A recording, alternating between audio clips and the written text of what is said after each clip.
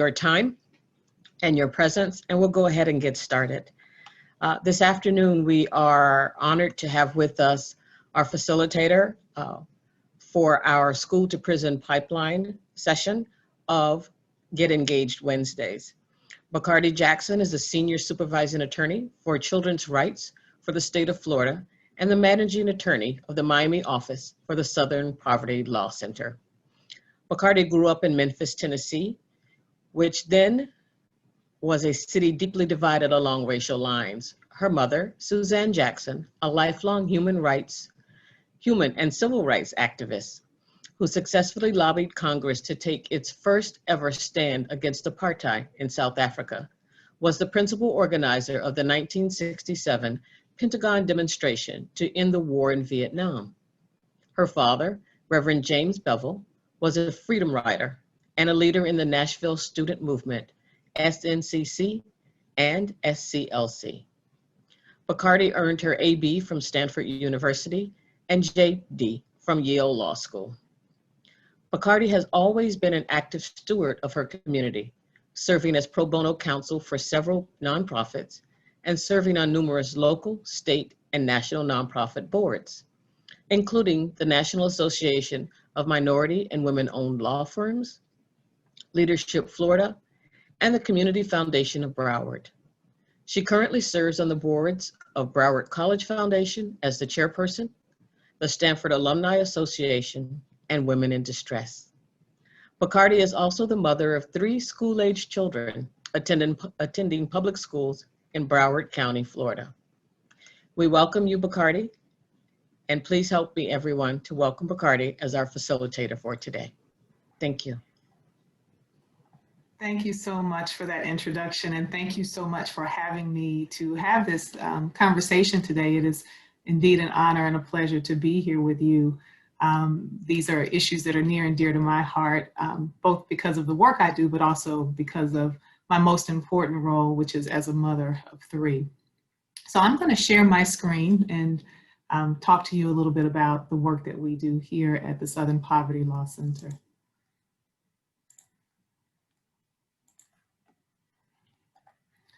So some of you may have seen SPLC in various capacities.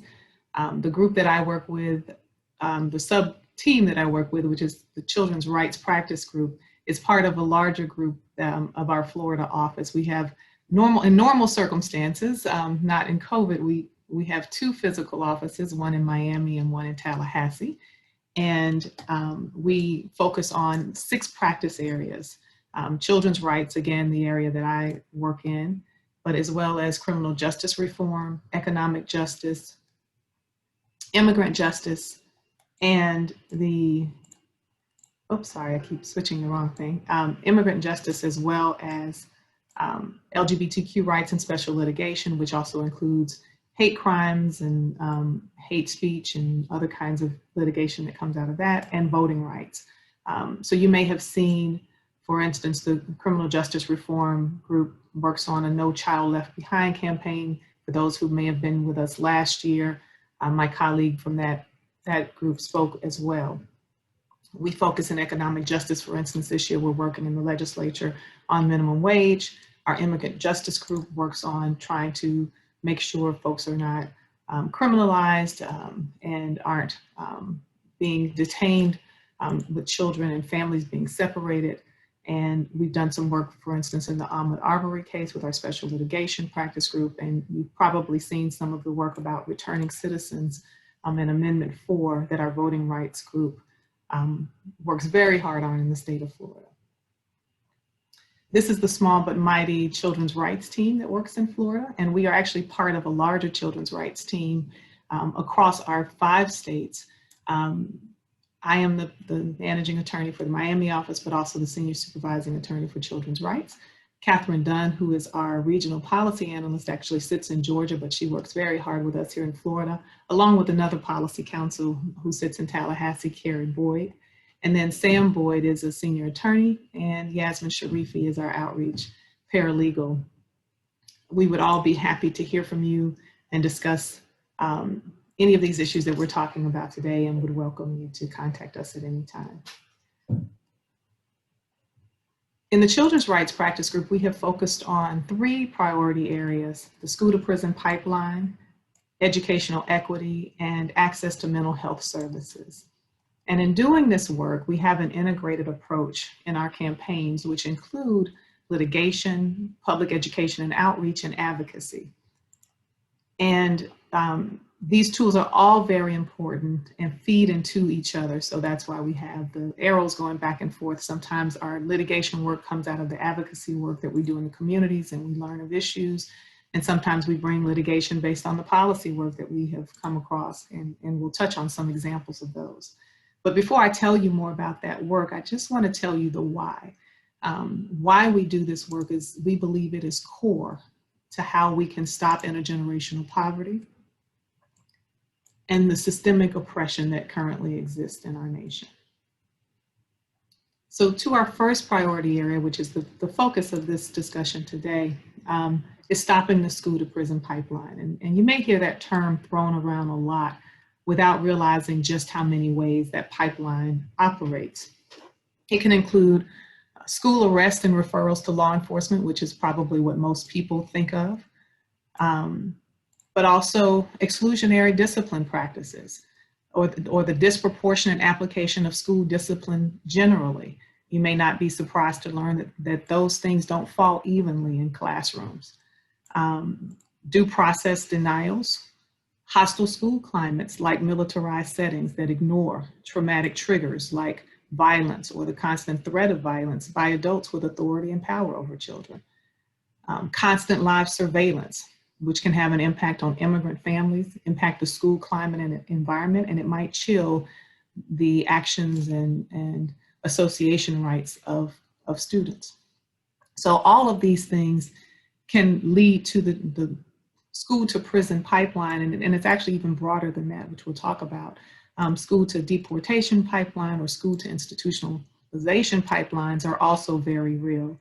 And the real focus of these terms is to talk about what is the impact to children. What is it that we do, sometimes inadvertently, without recognizing how we are harming children?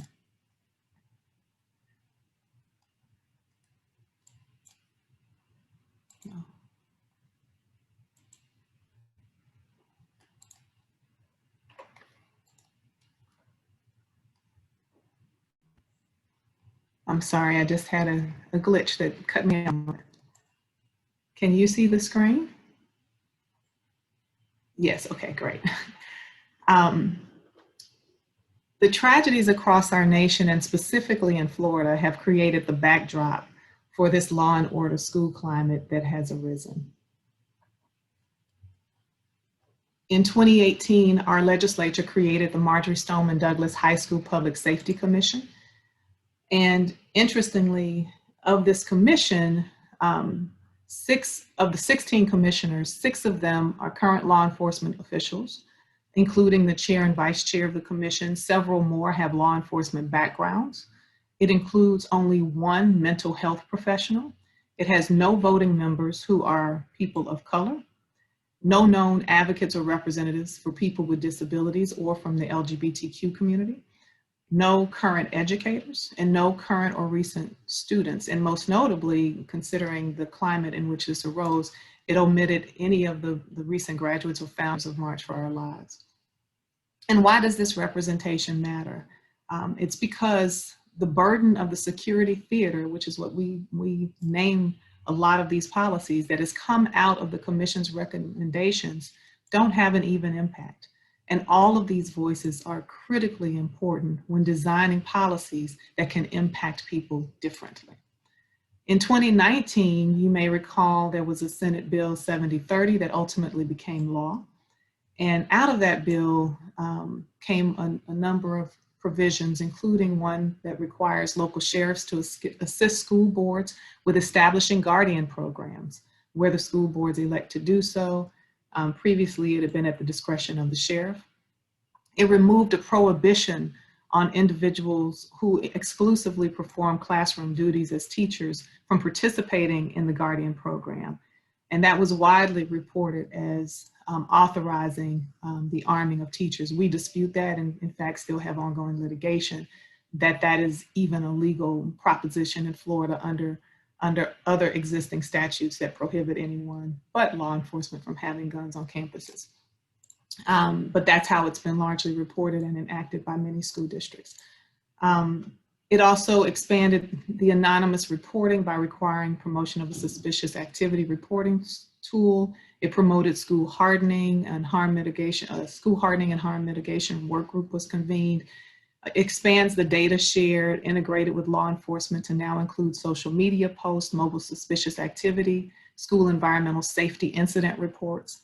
And it expanded zero tolerance policy, which requires school board to adopt policies that define criteria for reporting to law enforcement agencies any act that poses a threat to school safety. And that used to be, the language was serious threat, and now that is any threat. It required the standardized statewide behavioral threat assessment database work group to develop a statewide threat assessment database. And one of the things that we contend is that it's critical to think about who is deemed a threat and the long-term ramifications of a database like that. And it also allowed for certain categorical funds to be transferred for school safety, including funds that had been allocated for class size reduction. Those funds could be diverted in the name of school safety. In 2020, the commission made additional recommendations, and the bill that was proposed did not ultimately pass, but they will be presented again, as we understand from the recent commission meeting. And it included a provision to expand the criminalization of children. They wanted to ensure that verbal threats would be made a crime. And there were some good provisions that were also included in that last draft of a bill, such as the diversification of the board. So we were very happy that folks had taken seriously the information we had been sharing about that.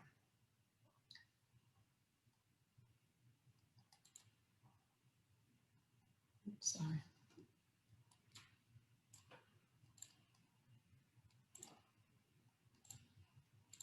So in 2018-19, as the commission got started, the Florida legislature actually authorized $225 million to embed police officers and armed personnel in schools. An additional $98 million was provided for school hardening measures. And beyond that, another $157.6 million was allocated from local budgets to fund police and schools. So in all, we had about $485 million, close to $500 million allocated to school safety. And in contrast, and let me just say, there were, in recognizing that there could be value in prevention, they did authorize safe school funding to be used for after-school programs, behavior-driven intervention programs, bullying intervention, suicide prevention. And historically, money had been spent in that way. But today, 98% of the safe schools funding pays for police officers.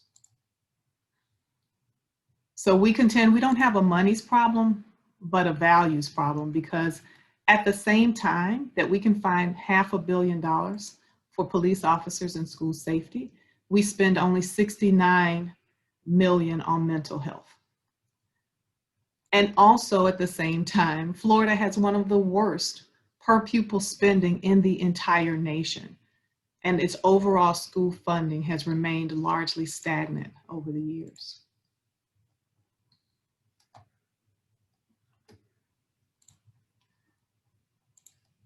There is a growing awareness that police officers are ill-equipped to manage the social issues in the public interest, including public safety, would be better served by investing in supporting people, especially during a pandemic. Florida's experiment with this mandated school policing has demonstrated this more than anything else. Florida rushed to put a Band-Aid to create theater that looked like it would create school safety in the face of mass violence, but in the process, it has made it harder for students to have their needs actually met at school. We've even seen and talked with some of the researchers down in the University of Miami who have been looking at this issue and studying the schools, they even reported back about a school in Miami that has about 2,000 students with just one counselor, and at the same time, 15 SROs. This is a real values problem. For the first time ever, there are more police officers working in Florida schools, 3,650 of them, than there are school nurses, only 2,286. The number of police officers in schools is more than double the number of school social workers, of which there are only 1,414, and more than double school psychologists, of which there are only 1,452.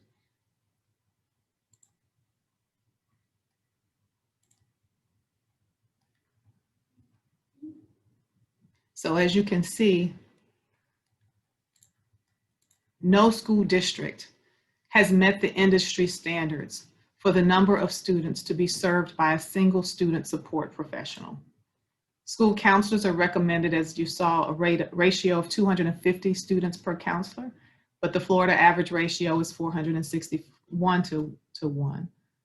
School nurses are recommended at ratios of 750 to 1 at the highest, but in Florida, an average of 1,240 students are served by a single registered nurse or licensed practice nurse. School psychologists recommended at ratios of 500 students per psychologist. In Florida, there is only one school psychologist for every 1,961 students.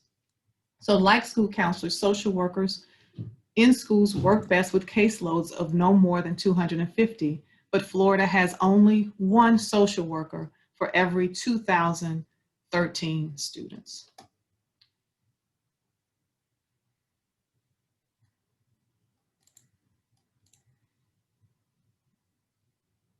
And this increased presence of police officers and the increase of arming civilians also creates an increase of danger.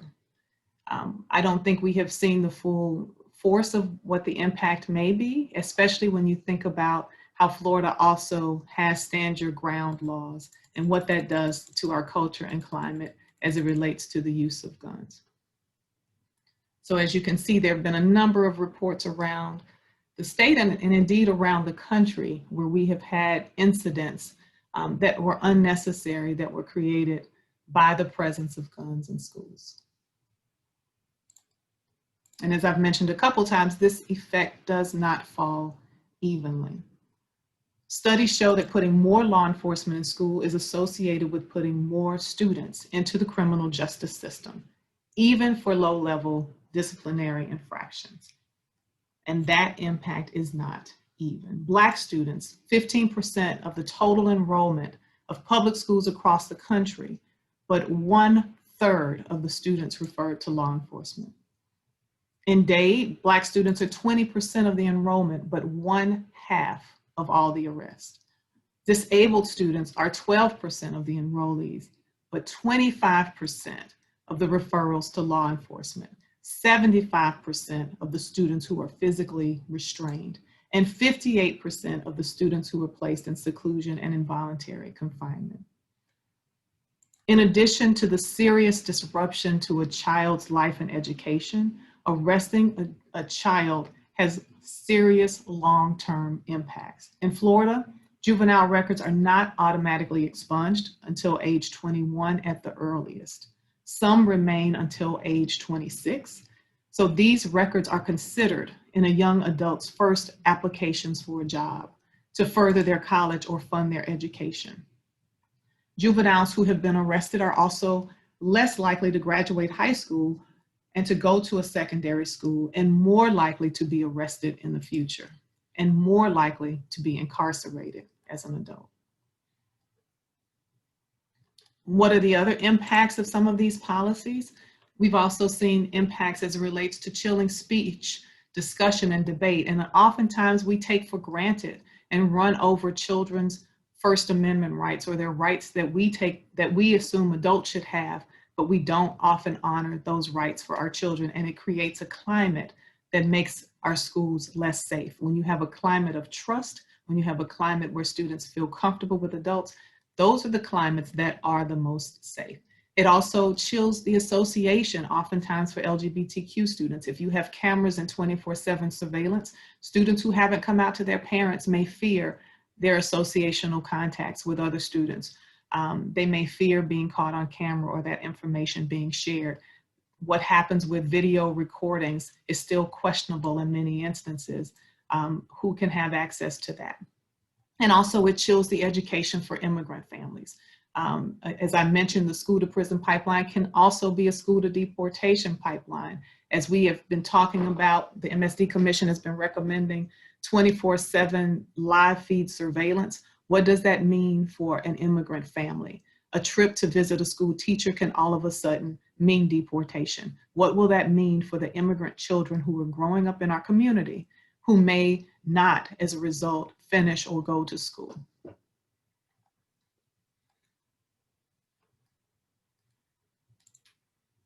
The reason that many of these policies are proliferating across the nation is fear.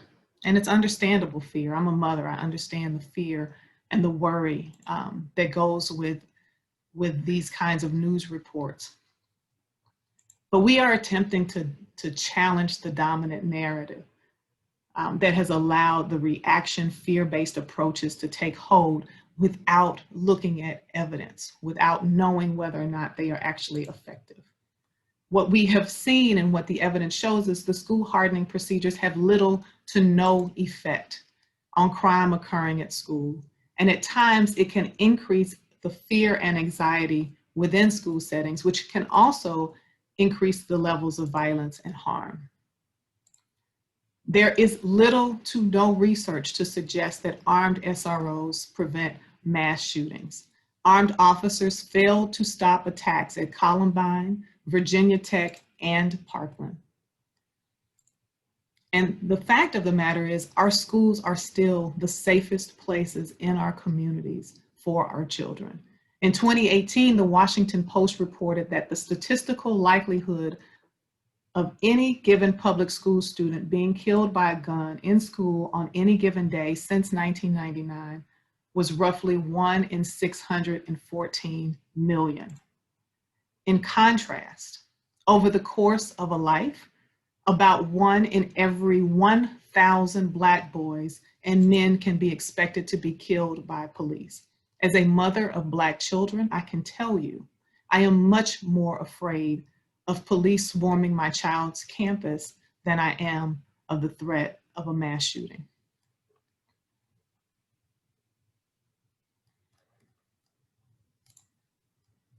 So in 2019, we published Safe for Whom? Because we want to challenge people to ask the question, to look at these policies and note that some of the consequences are dire, and they're not dire or the same for everyone. So while some people may feel more safe by the proliferation of guns or police on campuses, many of us don't feel safer at all. And so we have to ask the question, safe for whom? We sent a copy of this to all of the state legislators, and this has also challenged the composition of the Marjory Stoneman Douglas Commission. It challenged some of these policies, and you're welcome to view it. I'll stick a link to this in the chat as well. Our work in advocating around the policies and recommendations of the commission also have led us to attend these commission meetings, and we ended up, in addition to challenging the policies, suing the Marjory Stoneman Douglas Commission, which some of you may have heard about. In November of 2019, we brought this suit when the commission refused to hear from students. We believe, given its composition, it's even more dire that people be present and able to speak to and address the commission. But not only is the commission primarily composed of law enforcement personnel, but that's also who they have invited to speak. Most of the presenters have been simply an echo chamber for the recommendations that have already come out of the commissioners. So we have been very adamant about trying to ensure that young people have a voice and a seat at this table. They are the ones most impacted, and we believe that they are the ones who should be heard. in the October 2019 meeting, the commission ended its meeting over 2 hours early and would not stay to hear the comments of the students who were on their way to speak, some of whom had to sit for SATs that day. So we ended up suing them over that. We are actually resolving that litigation now, with the resolution being exactly what we were seeking, which is to ensure that they will have accessible meetings and that they will honor the agendas that they post.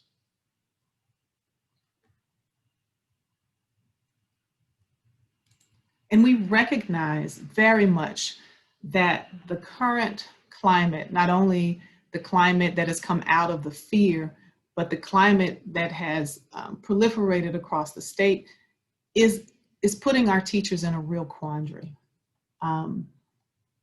Teachers have to be thinking about, I don't want to be that one who didn't call. I don't want to have that student in my classroom who did that thing.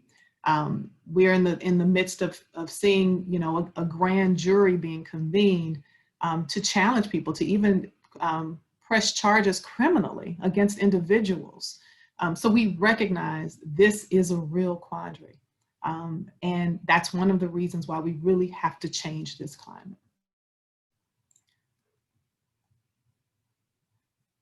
Just recently, we just took a little closer look and worked with the ACLU, who primarily led this research, along with several other organizations, the Florida Social Justice in Schools Project, the League of Women Voters, and then we had a researcher, Professor Chris Curran from the University of Florida, who helped us produce this piece that just came out about a week ago.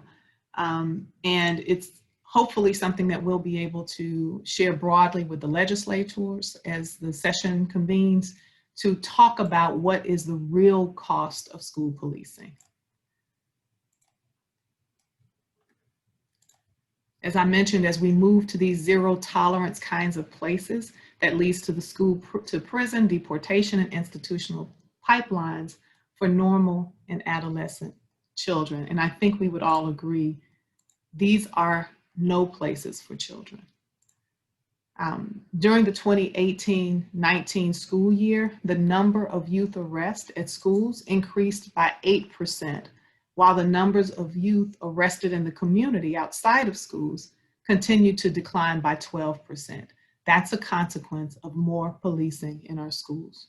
The percentage of youth arrests happening at school hit a 5-year high of 20%. The number of students expelled from school increased 43%. Students reported more than 4 times as many incidents of using physical restraints on students.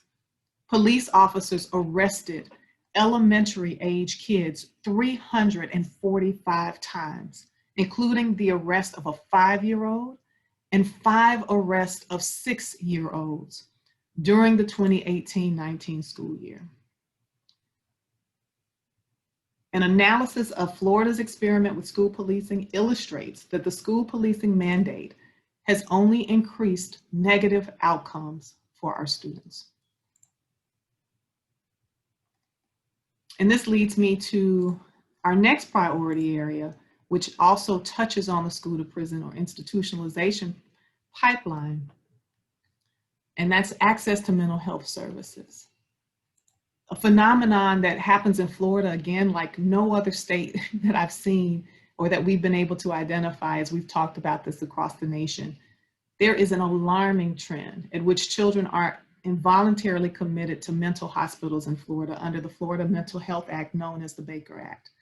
And as you can see on this chart, the rates for children have increased far more drastically than the rates for even other people. And again, this is all within the same climate, the same law and order policing climate that we have created.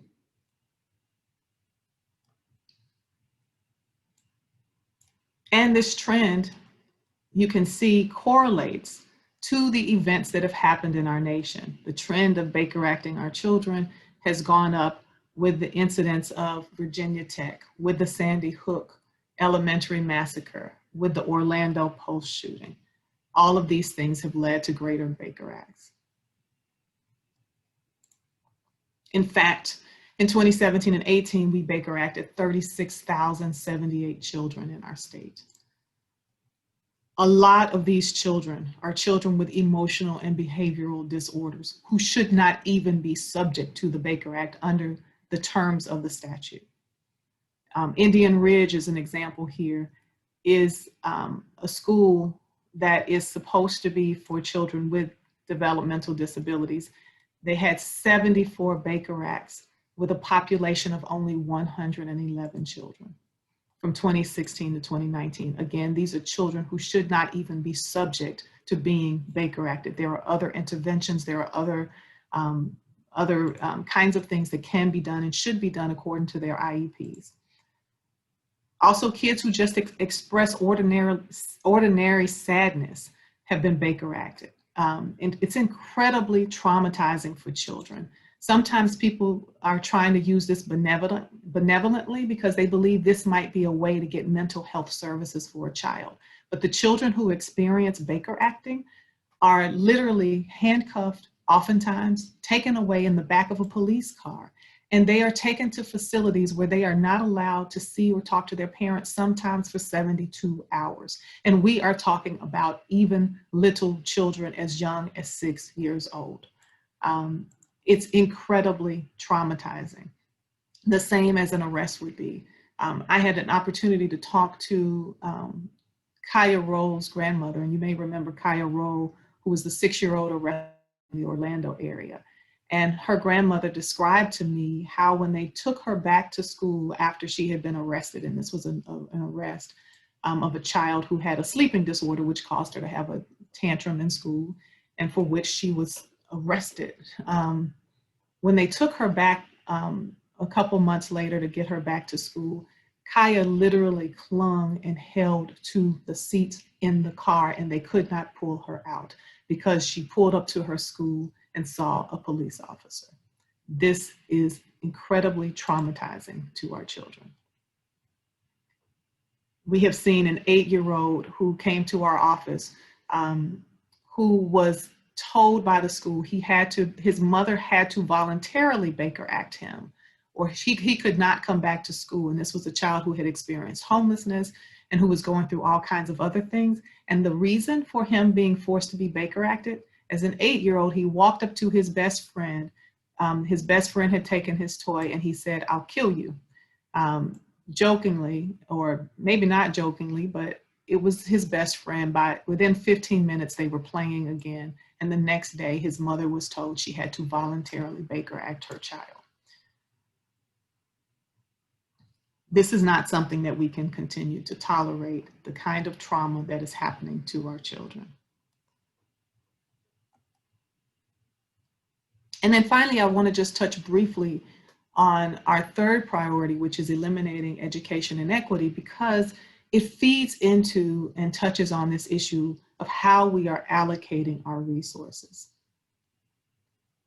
We have worked together with 2 of our partners, which include the Education Law Center of New Jersey, as well as a firm based in California called Munger, Tolles & Olson. And we've launched a national initiative called Public Funds, Public Schools, where our goal is to keep public funding in public schools. We welcome you to go to the website and join. You can get newsletters. We do webinars, all kinds of interesting information. It's at pfps.org. And the reason, as I said, this is important is we want to highlight also the importance of how vouchers have harmed our students. People are assuming that they are beneficial, and in fact, that's not what the research is showing. We believe that public education is the cornerstone of American democracy. Students deserve access to a thriving public schools. They are the only institutions that are actually open to and accountable to all students and their communities. Research shows that the vouchers in private schools don't improve outcomes for students.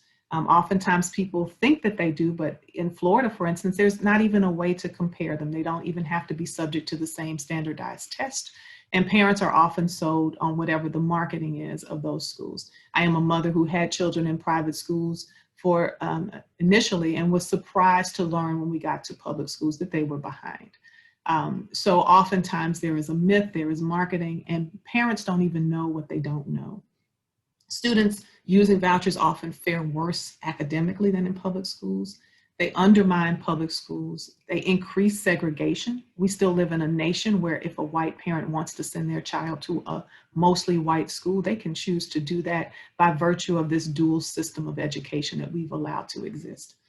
It also erodes the separation of church and state. Most of our schools in Florida are religious schools, most of the private schools. And there's a lack of accountability and transparency. There's no reporting obligations, there's no voting, there's no board to which these schools are accountable. And the vouchers also use public money to fund discrimination. We have surveyed and taken a look at some of the policies online for these private schools, and they are absolutely heart-wrenching, the things that we see, from things like teaching that slavery was involuntary immigration, to the anti-Muslim kinds of statements that damn Muslims to hell. We have seen all kinds of horrible things that are on these websites, and we know that especially for LGBTQ students or students who are children of parents who are LGBTQ have often been treated harshly or kicked out of these institutions. So we are using public funds to fund this kind of discrimination.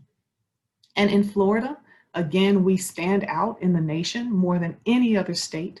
We allocate a huge portion of our budget to fund private schools from public dollars. We spend over $1 billion a year in diverting money to public schools. And meanwhile, we are doing this even in the midst of crises that we are facing with the COVID pandemic. The COVID pandemic has both revealed and exacerbated the existing disparities. We did a survey earlier over the summer, and we had law students from schools across the nation try to survey and figure out what was going on with our districts. And even law students who are, probably more than the average parent can dig into websites, make phone calls, and they could not find the information that they were looking for as to information in other languages that could support English language learners. And here's how it fared out in the state. We saw a huge portion of our districts not meeting any criteria where they were providing options in non-English on its hotline, if there were non-English versions of the guidance on the website, or if there was instruction in languages other than English. So while we have these kinds of disparities existing, we are making the choice to fund private schools and to fund policing. And these are questions we have to ask ourselves. Is this what's best for our children? Is this how we can be using our resources most efficiently and effectively? Same thing goes for students with disabilities. We took a look, and you can see 40% of the districts didn't proactively provide guidance about the instructional continuity for students with disabilities. 77% of the districts didn't have a clear policy for IEP and Section 504 meetings to continue. 41%, almost 42%, didn't publicly or through their communication provide any information or contacts for counseling or mental health services at a time when children likely need it more than ever. For 85% of the districts, we couldn't determine whether accessibility accommodations were available on the distance learning platforms. Now, hopefully a lot of this was alleviated over time, and we know districts were scrambling with the start of COVID. So we were trying to use this more as a resource for districts to help understand where the holes may be and to think about those children who are often not thought about, but also for us to think about how do we advocate for ourselves and for our children as it relates to how we spend our money. We had a big battle that I'm excited to report just last Friday we won, as Betsy DeVos had promulgated an interim final rule on July 1st that was forcing public schools to provide equitable services to private schools based on their total enrollments rather than on the number of students from low-income families, as Congress had intended and as Congress clearly wrote in the statute. So we sued and we won just as of last Friday. And as a result, over $1 billion is now returning back to public schools across the nation. So we are very excited about that. But we want to make sure we focus on Florida and that message, because even though this got money back from the CARES Act money, our governor still has choices about how GERS Act money is spent. And GERS Act funding, he spent a huge portion of that on private schools. And private schools, by the way, have been eligible for PPP and other sources of income that the public schools have not had access to. So where do we go from here? What is it that we need to be doing as we are looking at the policy options, the litigation options, and other things? First of all, we think that we have to repeal the mandate, and we have to return discretion over whether and how police should be involved in schools to local communities. We're not saying that we have to have police-free schools, although we know there is a growing call for that. But we do say communities should be deciding. Communities should be involved in the decision-making. Communities should be listened to and heard. It should be a local decision. It's not something that a state should mandate or one size fits all. All of the voices and all of the children need to be present at the table, and all of the consequences need to be considered. It's not okay to just say police solve things. They don't. They show up after the incident happens. And so it's critically important that we think about returning this power to the community, and we think about allocating resources in a way that makes sense. Should we be spending $500 million on policing our schools when we don't even have sufficient funds and we are way behind the nation in per pupil spending? Should we be spending $500 million when we don't have, just Palm Beach County, I think, reported they had a 20,000 laptop shortage. We don't have the resources we need for our children to learn, and we are making choices that don't seem to be supporting their education or their well-being. We think it's important to fully fund, and let me just add, to the extent that we do have policing in schools, we need to be real clear about what that means. We need to have memorandums of understanding to mitigate the harms of increased school policing. We need to assign clear duties to officers to focus on controlling access, not policing the hallways. In no circumstance do we believe police officers should be involved in normal school discipline. That does not have good consequences for our children, and it has resulted in increased arrest, increased institutionalization. We need to prohibit that involvement in all student discipline, except in the event of a serious crime that endangers the life and safety of a student, teacher, or staff. We should adopt minimum training requirements and accountability measures for any police working in schools. We need to collect and share data with parents and the community about all incidents involving police.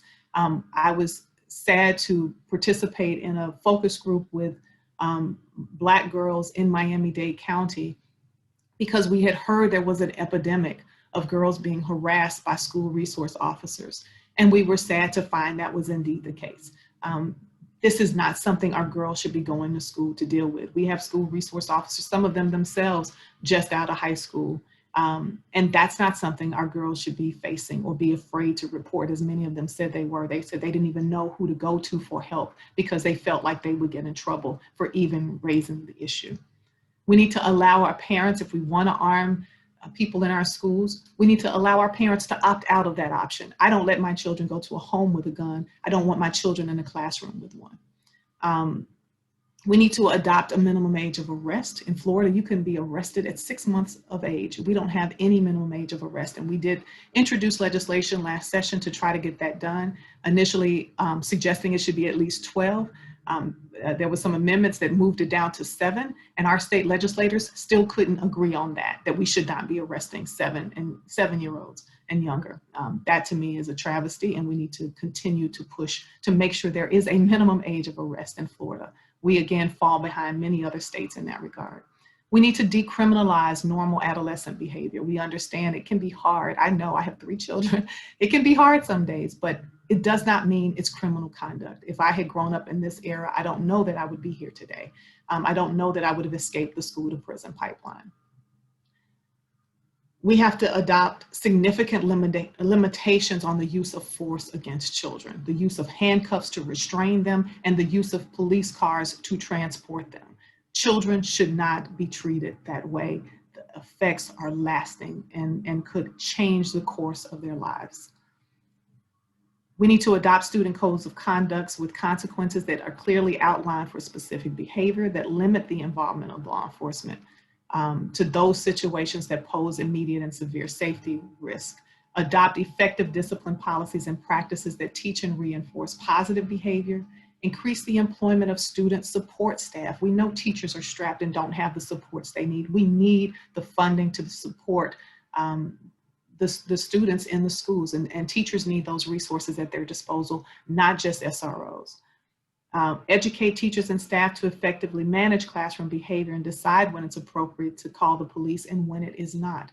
Teachers don't often know, police officers don't often know that you should not be Baker acting a child with emotional and behavioral developmental disabilities. That's not appropriate, and that education has not always happened as it should. We need to make sure that we teach students about their rights. In police encounters, we are seeing children who are encountering police in school settings and their rights are going out of the window. And we have to avoid blurring the lines between law enforcement and school staff when we're investigating, searching, or interrogating students. We also would suggest that we fund support services for children fully, that we expand the community schools model. I don't know if any of you work in or have seen the community schools, but their numbers and statistics are drastically different than the numbers in other schools. Where we provide supports for children and their families, it makes a difference. We have evidence of this, but yet we still choose to fund the things that we have no evidence changes the lives of children and families. We also have to collect and report the Baker Act data. We don't even know where the failings are because many of the schools don't even collect the data because they say, well, we don't Baker Act, it's the police that we call who Baker Act. So there's not even sufficient data to know exactly where the breakdown is occurring, where we are ending up in this place where we're Baker acting 36,000 children a year. And then we need to repeal and stop the expansion of voucher schemes. They are decimating our public schools and we cannot afford to allow that to continue. So I'm sorry that I went on a little bit longer than I hoped because I wanted to certainly make sure we have time for questions or comments and feedback. And so I'd like to turn it back over and open it up for that. Thank you, Bacardi. Are there any questions from amongst our attendees? We do have a couple of thank yous because of the information that you provided. Is super important, as Timothy said. We also have a thank you from Miriam that the information is right on point. I don't see any hands right now. Dawn, hold on a second, you're still muted. Can you unmute yourself, Dawn? We can't hear you. Sorry, can you hear me now? Yes, thank you. Okay, I'm sorry. I'm very interested in the fact that our children, when they go to Baker Act, and that they put them in the police car, and I have questioned many of our legislators when the Florida PTA was working on this issue, why is that seen as a police criminal matter versus a mental health matter? Yeah, that's a very good question, and it is a mental health matter. But there are only a few people who are authorized to Baker Act, and police are one of the few professionals who can Baker Act.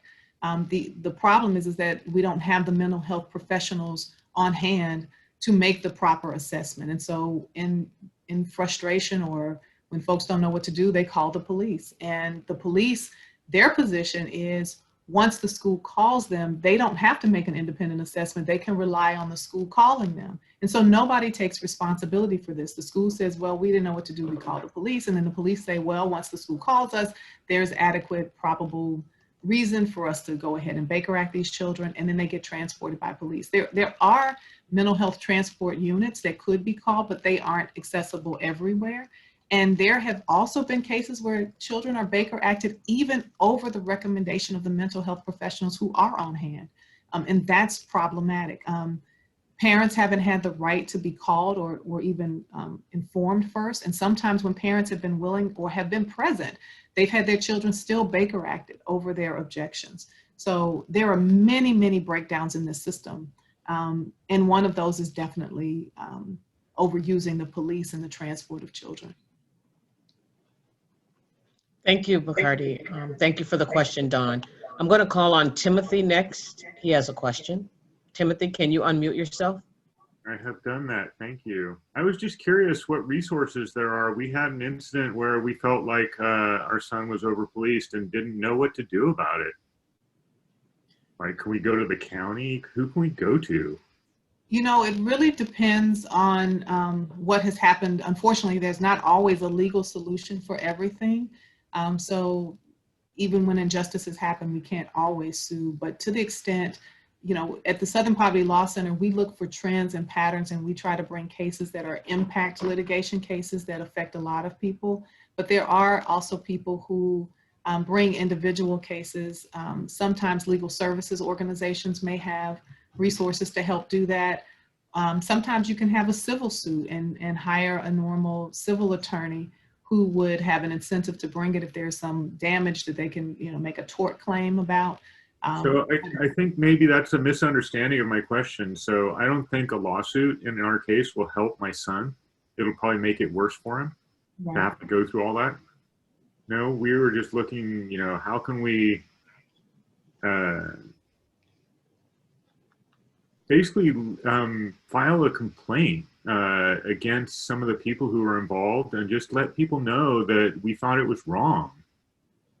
Right, and I think there are, you know, certainly internal channels within the police departments to make those reports, which is good to certainly report those. I don't know how effective that will necessarily be, but I also think we think it's incumbent on schools to track these incidents and to report them. And right now, there's not a lot of accountability around that. This is kind of what we were more curious about, was accountability, and then what could.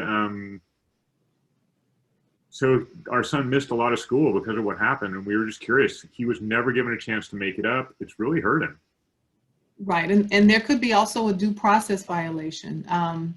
But those are all things that, you know, there should be accountability and reporting of, and we are fighting to get that. And I think that is the void. That's where people don't understand the real life impact that this has on families and children. And so, you know, we also are doing this through public education and advocacy. You know, I think telling your story, if there are ways to publicize and publish it, there are stories that are often published in media reports around some of these incidents. And, you know, certainly if you wanted to give us a call, we'd be happy to talk about it and see if there's anything more that we could recommend. And I'll just say thank you again. This has been really interesting. Thank you. There's a question, Bacardi, what is CCHR? I'm not sure the context of CCHR. Miriam posted CCHR is here available as a resource. Miriam, do you want to address that? Yeah, CCHR works to advocate for human rights of individuals suffering with or through any sort of mental health issues. And we have an 800 number that is a Baker Act reporting line or a resource for families to use to call if there's been some sort of injustice that they have experienced. So sometimes parents call us because one of their children has been unlawfully detained or taken to an institution. And we work on delivering seminars to schools. For instance, like I'm a notary for parents that don't want their child to go to an institution. And we also do work with the PTA. And is that the Citizens Commission on Human Rights? Yes. Thank you, Megan. And thank you, Miriam, for posting the website. Yeah. Bacardi, you were going to share in the chat with us the Safe From Whom presentation or report? Yes. Let me give you both of those sites for both reports. Thank you. While she's posting, are there any other questions? Damaris, please unmute yourself. So I have a question about do you have any recommendations for how do we get parents engaged and interested in this issue? It seems overwhelming, and a lot of times if people aren't affected by something, they're not interested in it until it's something that affects them. So how do we help them to understand that this is something that affects us all? Yeah, that is the million-dollar question, is how do we get folks to think about the other people around them? And that's something we've been working very diligently trying to do ourselves. Part of it is, we think, telling stories. It's really important for us to lift the voices of young people, which is why we've been really pushing for the youth-led groups to show up at the commission meetings and tell their stories. We push for having these stories told in the media. We push out blogs and information, but I think it's a really tough thing, especially when there are parents who strongly believe. I know this is a very controversial topic, and there are some parents who believe police make their schools safer, and there are some people who don't really want to hear about what they might think of as collateral damage, as long as they feel safe walking in a building. And so, it really is a question of empathy and understanding. And I think that's something our nation is grappling with at the moment. How do we listen to each other and hear our stories? Thank you, Damaris. Charmaine, would you please unmute yourself and offer your question? Hi, thank you. First, Ms. Bacardi, thank you so much for joining us today and informing us with such great information. The question that I have is, you touched a little bit on suspensions, and when we go into attendance and expulsions, how do we get information that is dated or not dated? One area we have the reports to results presentation that Florida PTA does so well, but one area that I recently was exposed to was in the Department of Education. You have to go through, and someone else can touch base on this, but you have to go through the civil, I just lost the name of the certain department, just to get information on expulsions and suspensions. And the information is dated as far back as 2015 currently on the Department of Education. That's the latest data that they have. So how do we get information about what's going on in our schools right now to that respect? Yeah, that's also another void, that there's a lot of information and reporting that we think should be happening. You can always make a public records request. And so Florida does have very strong sunshine laws, they're called. So most of that data should be information you could get through a public records request. And they are required to provide it, but it can be cumbersome. It could take a little while. So it's important to send those out. We send a lot of those because we have the exact same problem trying to find data. So we're almost at the end of our time, but we'll take a last question from Karen Mazzola. Karen, would you please unmute yourself? Thank you. I'm asking, what bills do you anticipate this session? Are there any that Southern Poverty Law is already involved in the writing or rewriting, to help us start there with legislation? Yeah, I think it's hard to say because obviously COVID is going to be a huge focus of the legislative session, and primarily budgeting, I think, is what we've heard or expect based on all of the losses of funding and tax sources. So there's going to be a lot of battles, we think, over allocation of resources, which is why we think it's even more important to focus on how this precious money is being spent, if we are spending it on policing or spending it on resources for our children, if we are spending it on, reducing, having the proper class sizes or having the right kinds of connectivity issues if we're still doing any kind of distance learning. So resources will be the entire battle, we think. We expect that the Marjorie Stoneman Douglas Commission is going to introduce legislation. They mentioned that at their last meeting. They're still going to push for the legislation they introduced last time. And they are continuing to seek, full funding of policing and safety measures. We are also very strongly supporting, and we worked on last year, legislation around the Baker Act. Again, we are focused mostly on even just trying to get data collected and reported right now, because you can't even solve the problem or figure out what it is without that data and reporting. So that'll be a big push that we are focused on. We will also support, and we hope to see again, a minimum age bill, a minimum age of arrest bill, which we think is just absolutely critical, and there's no reason that Florida doesn't have one. So those are some of the things that we expect to see. Thank you. I did say that Karen was the last question, but we had one more come in, and we will make this our absolute last question if you can bear with us, Bacardi. Sure. Kisa, will you go ahead and unmute yourself? Yeah, thank you so much. I was just wondering if the Southern Poverty Law Center partners with any other national or even local organizations in an effort to promote certain policy changes. Absolutely. That's how we do pretty much all of our work is we work in partnership.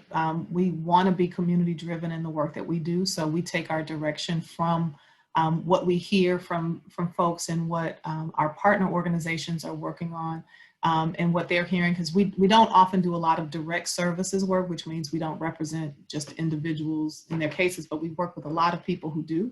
And that's where we derive where we want to offer support. So for instance, in the voucher work, we've worked with the teachers unions, we've worked with League of Women Voters, we work with Americans United, we work with Florida, Disability Rights Florida, we've worked with Equality Florida. So we have a ton of community partners. We work a lot with our student organizations and children's rights. We've been doing work with the Florida Student Power Network, Dream Defenders, and Power U, March for Our Lives. So it's really important for us to be connected on gun violence prevention, which I see you asked directly. We actually do partner with the Florida Coalition to Prevent Gun Violence.